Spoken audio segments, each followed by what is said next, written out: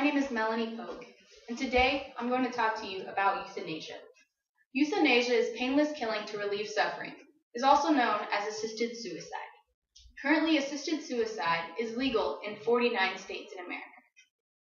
Today, I'm going to give you the facts and the backgrounds, the ethics and the values, and also ways to reform.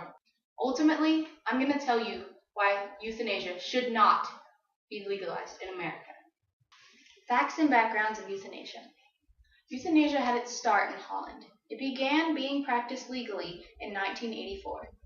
Today, over 2 decades later, euthanasia accounts for 3% of all deaths of the population of Holland.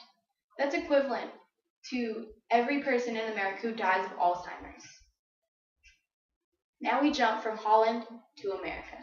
In 1994, the Oregon Death with Dignity Act was proposed. It allows terminally ill patients to end their lives by lethal medication prescribed by a physician. Euthanasia is in America. Euthanasia is being practiced legally right now in Oregon. That needs to stop. Now we're going to jump to an event that happened even closer. On November 6th, when everyone was concerned about parties and who was going to be president, in Massachusetts, the number 2 question on their ballot was whether or not to legalize euthanasia. It was barely defeated, 51% to 49%. That's too close of a margin at all. It should be morally wrong, and people should know that. That's exactly what this speech is about, educating people. Now we jump even closer to home, Texas. Euthanasia is currently illegal in Texas, but there is a loophole. If a doctor or hospital refuses life-saving treatment to a patient, whether it's because of insurance reasons, or they don't have the money, or perhaps it's costing the hospital too much money, if they cannot find another caregiver in 10 days, then all of their life-saving treatment will be cut off, and they will die a slow and painful death. That is actually legal in Texas. Ethics and values. What is present in the core and being of every single American. Let's start with the slippery slope mentality. This mentality means that while we start out up here with the qualifications of euthanasia, eventually, over time, it will degrade and degrade until there is barely any qualifications for euthanasia. The current qualifications are patients have to be terminally ill, have only 6 months to live, and be mentally stable enough to tell a doctor that is exactly what they want. Eventually, these will be degraded, and it will extend to chronic painful illnesses, child deformity, child illness, and even the elderly that are trying to live out their days in peace, but they think they have become a burden to their family. Next subject is a very sensitive one, infant euthanasia. Every single child deserves the right to live. It doesn't matter what you think. It doesn't matter what I think. They deserve the right to have the life that they want. Their life might be painful. Their life might be short. They may only live a month, but at least they lived. And that's exactly what euthanasia is trying to prevent. There's also a likelihood of error and misdiagnosis. There are miracles that happen every day. A child could survive an illness that has succumbed all the children before it. Who's to say that child isn't about to experience a miracle? That's why euthanasia is wrong. There's also the psychological impact of killing a child. When someone kills another person, when they take them out of this world and ruin all of their opportunities, they provide grief to their family, that changes a person. And with euthanasia, physicians will be killing children, babies. They will be murdering them. And that leads me into the next part of our ethics and values. Murder. Legalizing euthanasia is legalizing murder. No, the definition of murder is killing another person deliberately, not in self-defense, and without extenuating circumstances. Let me return to the definition of euthanasia.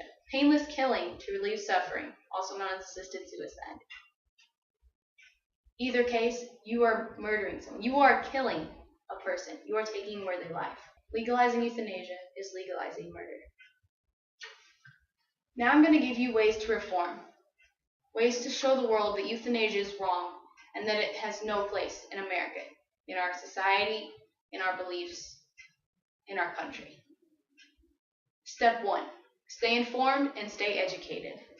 Pay attention to what's right and what's wrong in the news. You don't pay attention to whose money is in whose pocket, what money's in your pocket, what money is in your neighbor's pocket, who's the president, who's not going to be president, who the celebrities are. The parties don't care about you. The celebrities don't. They're going to move on whether you pay attention or not. You need to pay attention to what's right and what's wrong. Step number 2, develop an opinion. I understand that most people, well, it's not affecting me, so it doesn't have any meaning to me at all. No. If it's right, you stand by it. And if it's wrong, you stand against it. It doesn't matter if it's not happening to you, because you never know when it could. You never know when it will affect you. An opinion is no good unless you are emotionally invested. What I need you to do is pick an opinion. Pick right or wrong. And you need to become emotionally invested. Step number 3, get involved. People are involved in their daily lives. They're involved with children. They're involved with families. They're involved with sports. No one is involved with euthanasia. People don't want to look at it. People don't want to think about it. Well, it's here. It's in your face. I'm in your face telling you that it's wrong. And you need to get involved. You need to get out there. Use social media. You get on Facebook how many times a day? How many times? You waste time on the internet? You need to get involved and make a difference through the resources, through the social media that has been given to you. In conclusion, I gave you the facts and the background. I told you where euthanasia began. I told you how it moved to America, how it is present in American culture today. I gave you the ethics and the values. I told you that the qualifications will change. You never know who could qualify for euthanasia in 20 years if it becomes legalized.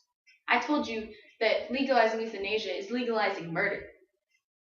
I also gave you ways to reform. I gave you the 3 steps that it takes in order for you to become more involved and prevent euthanasia from spreading through America.